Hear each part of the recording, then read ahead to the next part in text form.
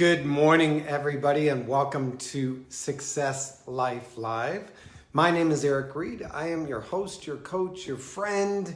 I don't know, some people just call me Eric. So welcome. Glad to have you join me here on Facebook Live, or if you're listening to the audio cast on the podcast, hey, thank you as well. Do me a quick favor, take a moment, share it, like it, friend it, put it out there where other people can see it and experience it. It would mean a lot to me. And also it would provide value to your friends, neighbors, countrymen, I don't know, whoever else. So thank you for joining me for today's Success Life Live. If you are watching live on Facebook, do me a favor and share this out and say hello, say good morning, connect to each other. This is a community live thing, you know, whether you show up live or in the broadcast, I like to know you're here. And, you know, sometimes the only way I can do that is by seeing a hello, a hi, or a big thumbs up. So let me know. Good morning, Helen. Good morning, Steve. I think I saw Julia jump in as well.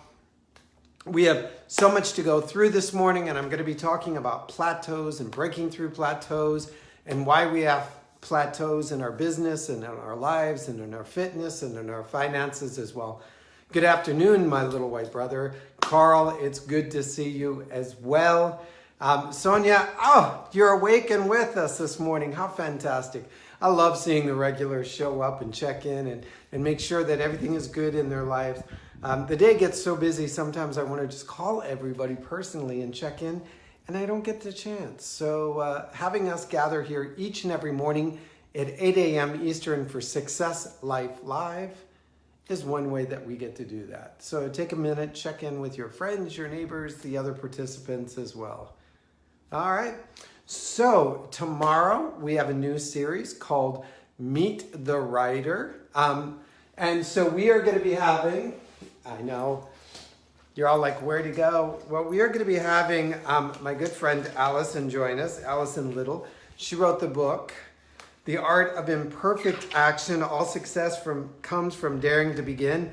I got a pre-release copy that I was able to read over the last couple days, and so I'm excited to share this because her book tour begins this week, and so you get to have a virtual book tour launch. We're going to have a series that we're just going to sort of randomly pop in and out starting soon with Meet the Writer or Wednesdays with the Writer. So if you happen to be a book writer, written a book, or thinking on a book, let me know. I'd love to read it and then share it with our group. But let's get started on today's lesson, Breaking Through the Plateaus. And again, my name is Reid, so thank you so much for jumping in. So plateaus, we all experience them, whether they're in our business or whether in our personal life, our fitness, or our finances. And I think the obvious place that they sort of jump out really quickly and really easy is often when we're looking at our fitness. We'll jump on board a diet plan or a fitness routine or something along that line, and we'll feel like, man, I'm getting this. I'm feeling healthy. I'm feeling strong. I'm feeling the weight falling off. I'm feeling muscle tone recoup. And then all of a sudden, we just reach this point where it seems like nothing we do is going to break through. Nothing we do is going to change the needle, raise the bar, set a new standard.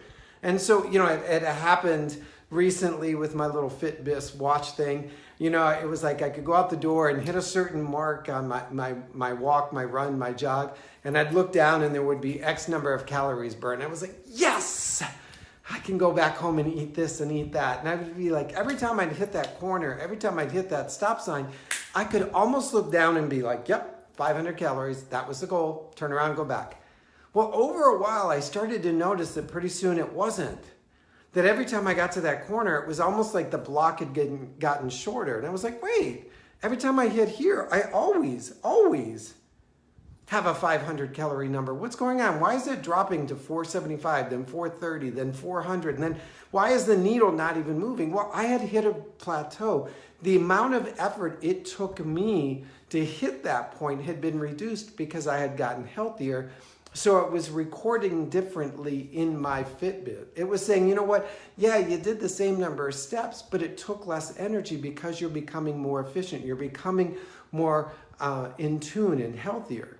And so fitness is an obvious place we see plateaus, but we also see them in our business, in our finance, in our faith, in our general life. And so I want to sort of give you what I've written down is 5 plateau busters for today. So if you're in the middle of one of those plateau seasons whether it's in your finance or, like I said, in your business or in your personal relationship, just sort of jot these down and then we'll unpack them together. First is to, 1, identify the challenge you may be avoiding and face it head on.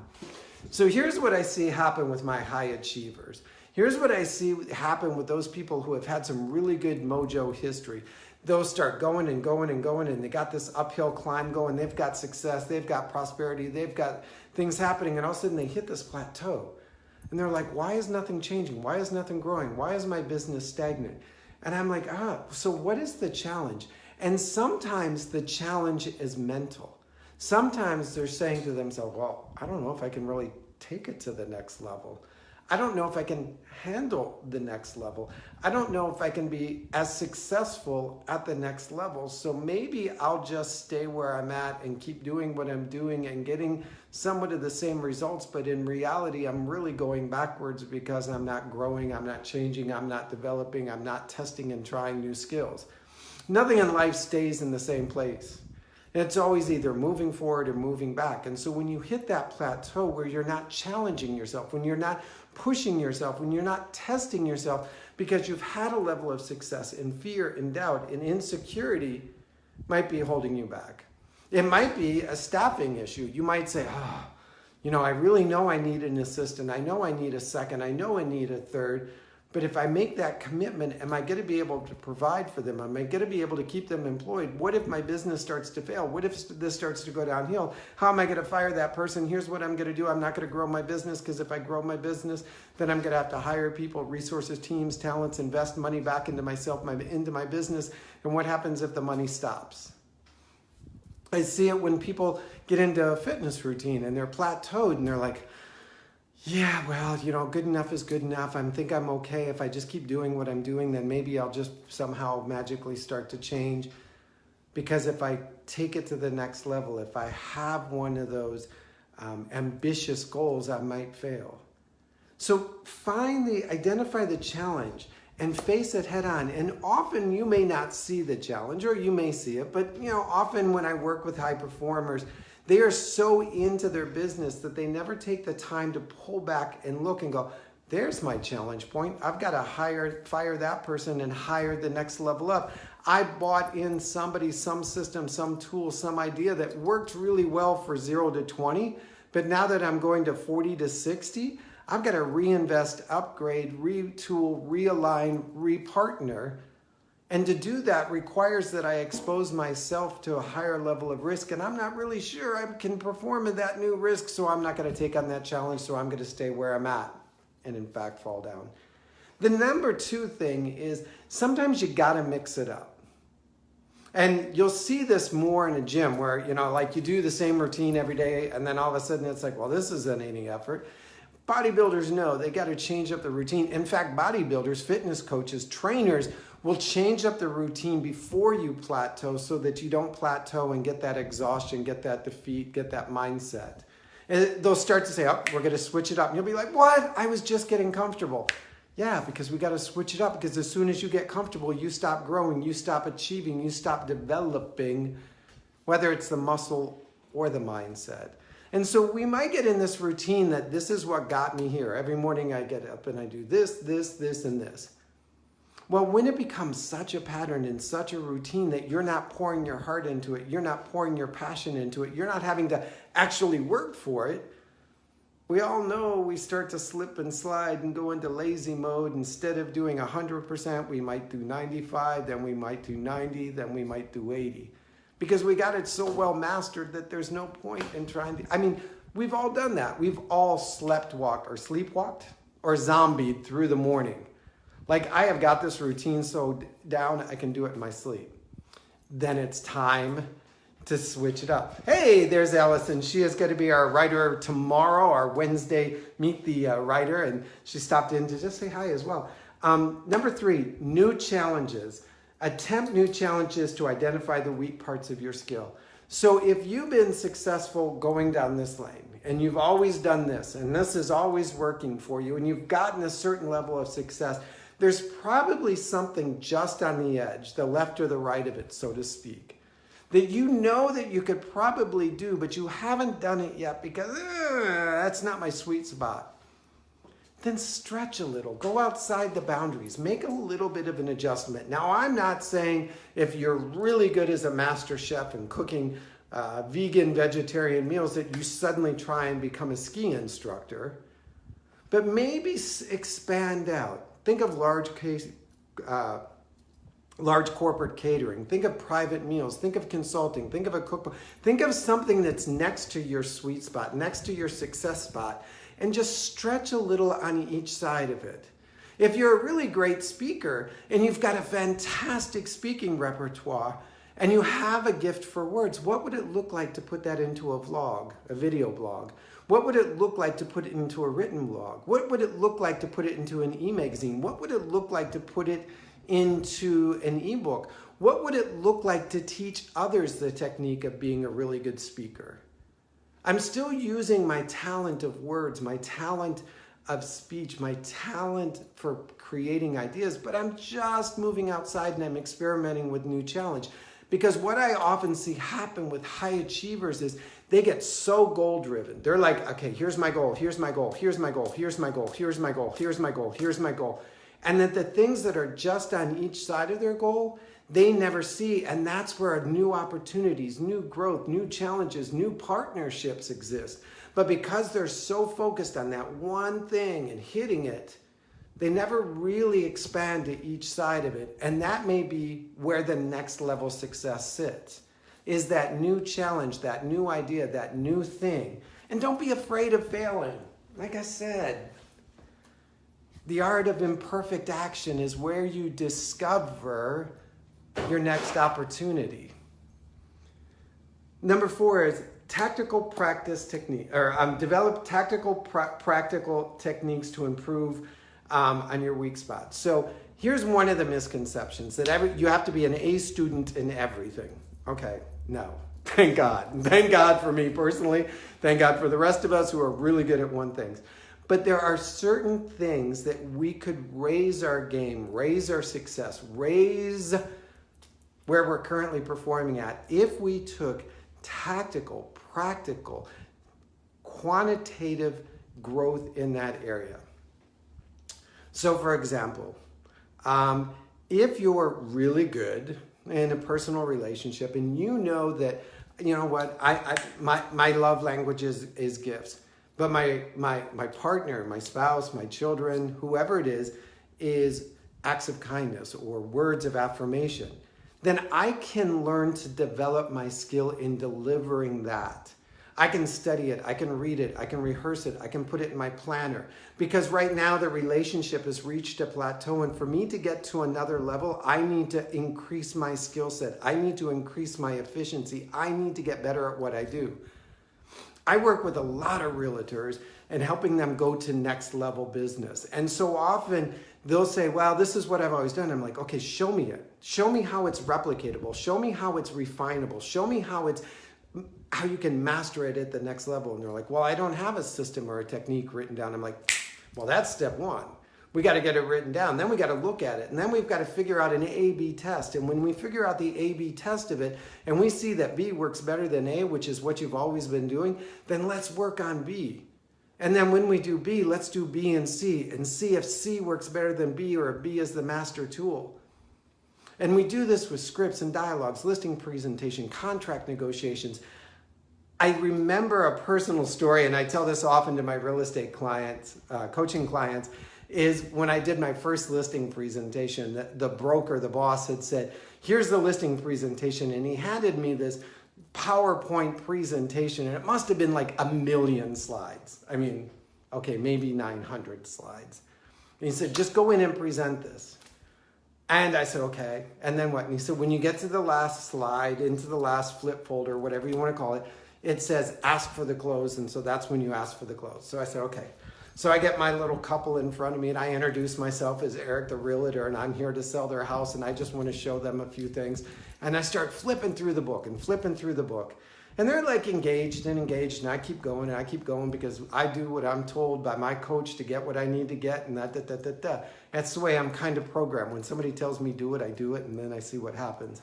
And so I'm going through, and all of a sudden I start to notice them nodding, like their eyes are closing and then opening, and their eyes are closing and opening. I'm like, well, I'm only on slide number 20. We got 999 more to go. And then all of a sudden I hear the husband, I think it was, say, yeah, you can have the job. We're excited you're going to start. And I just looked down and I'm like, well, I'm only on slide number 40. I still got like 800 and some more to go. And I literally think that at some point they put down their head on their desk, waved a flag and screamed, stop, please. You can have our house. We'll sign the title over to you. Whatever it's going to take for you to shut up and stop. Well, I did get the listing presentation because I wasn't going to leave until they said so.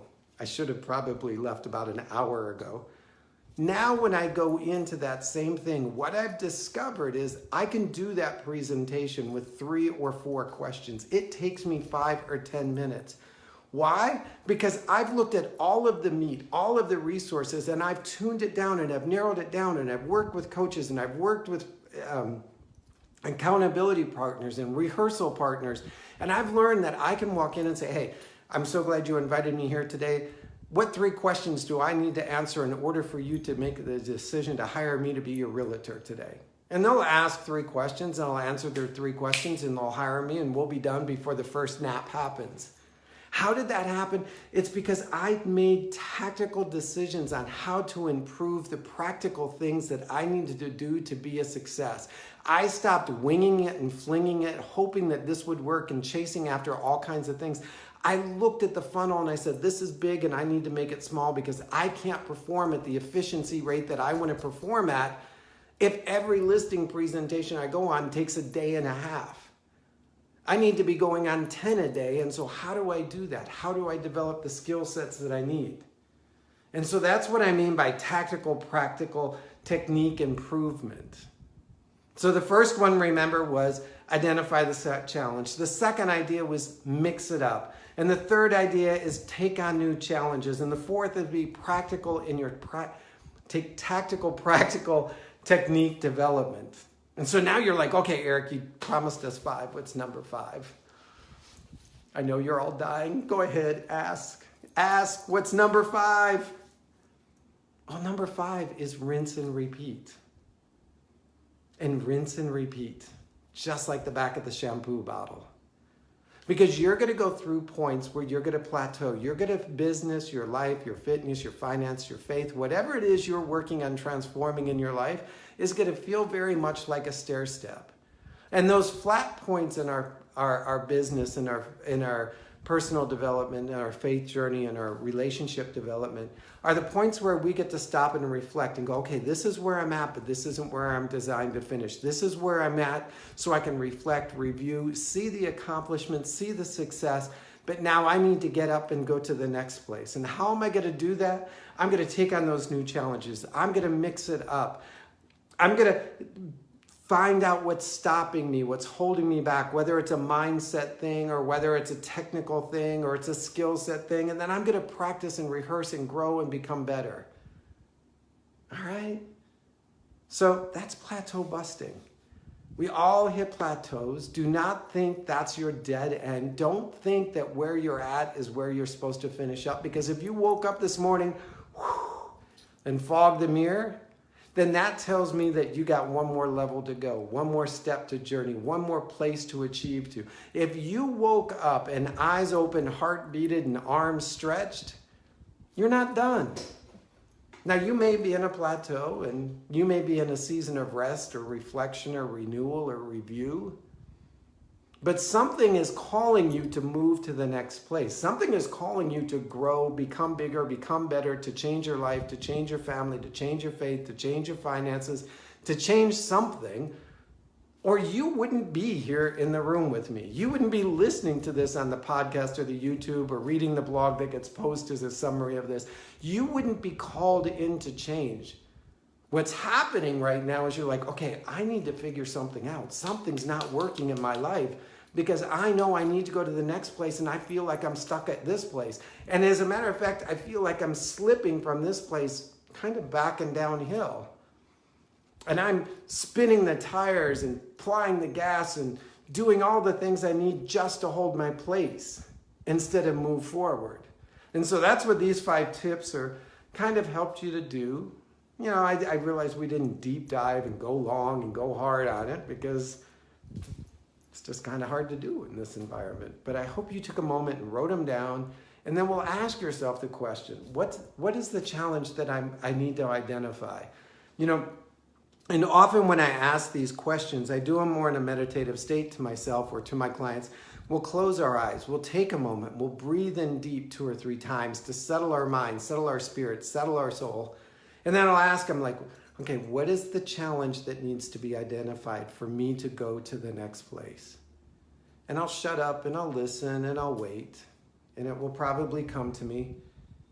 And then I'll ask myself, what have I been doing so long that I no longer have to think about doing it?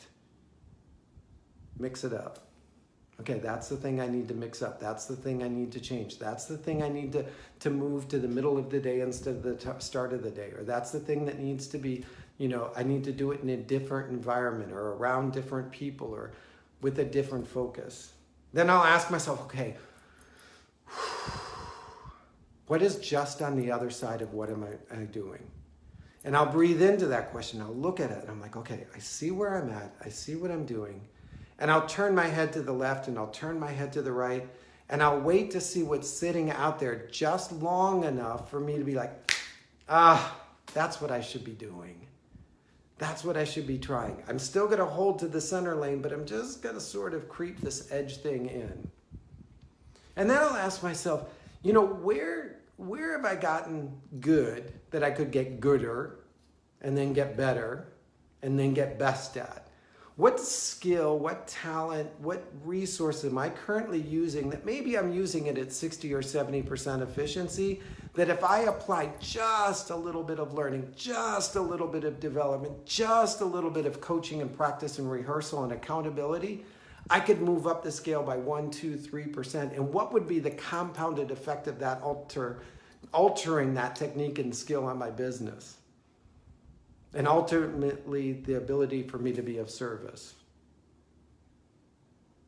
And then I start to move forward and I start to grow and I start to see transformation. And as I start to see the next plateau coming, and after a while you develop an instinct for seeing where it's going to happen, just like a bodybuilder knows when it's time to change up the diet or the routine or the workout. I'm like, okay, time to rinse and repeat. And that's how we build success. That's how we live a life of success. That's how we begin to transform the life that we currently have into the life that we want to have. All right? That's what I got for you. That's what I got for you this morning on Success Life Live. I love being your coach, your mentor, your friend, your host for this, whether it's on the live Facebook or whether it's on the podcast, YouTube, or through the blog. I hope you'll take a minute and reach out to the other people in the community, welcome them, partner with them, leave your comments, leave your shares. Let me know what's going on. Invite people to be in the room. Remember, tomorrow is with Allison, and she is the author. I dropped my author's copy. I apologize. There it is. That was so disrespectful. The Art of Imperfect Action. I really enjoyed reading it. And as I said, I had to get a pre-release copy so that we would be ready for the virtual tour. Allison, I've got lots and lots of notes. Page 143, I think it is, or 146. Tony appears, just in case anybody wants to know what happened to Tony. He shows up on page somewhere in there. I'll have to check my notes. But anyhow, join me tomorrow morning at 8 a.m. Eastern for Success Life Live. And until then, go out, make today a success, be blessed. You are so worthy of it. And if you check back later in the day or later in the week, you can always check the podcast or blog at ericgreid.com/blog. And I'll have some notes on our topics today. And often what I do is throughout the week, what we've talked here about on the Facebook Live becomes a podcast, becomes a YouTube, and to also become a blog and an audio blog. So if you just, and we are available on iTunes at Success Life Live, or just Google Eric G. Reid, and I'm sure it'll show up somewhere. Carl, tomorrow, Allison is going to talk about her book, and I'm sure she has planned a special offer. As a matter of fact, I think she has sort of a little workshop mini mastermind plan that goes along with the book and her other book as well. So don't worry. It is available for everybody now on Amazon, and the link for that is down in my feed as well.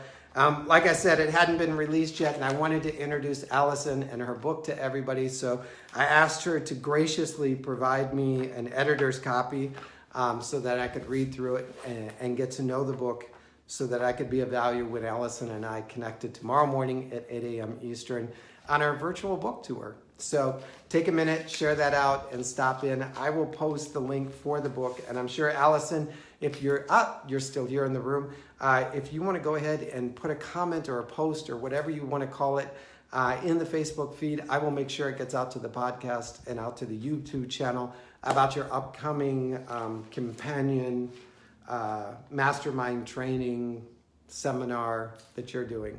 All right? Well, once again, everybody, thank you so much. Love the likes, love the shares, love the happy faces, love the following. I will join you again tomorrow morning at 8 a.m. Eastern. And again, we will be discussing the art of imperfect action. I am so glad somebody finally wrote a book about it, because I have been living my life through so many imperfect moments. I am so glad to be validated. Thank you, Allison, for that. But no, you guys will love the book. You'll love the book, I promise you. So until tomorrow, go out, be blessed.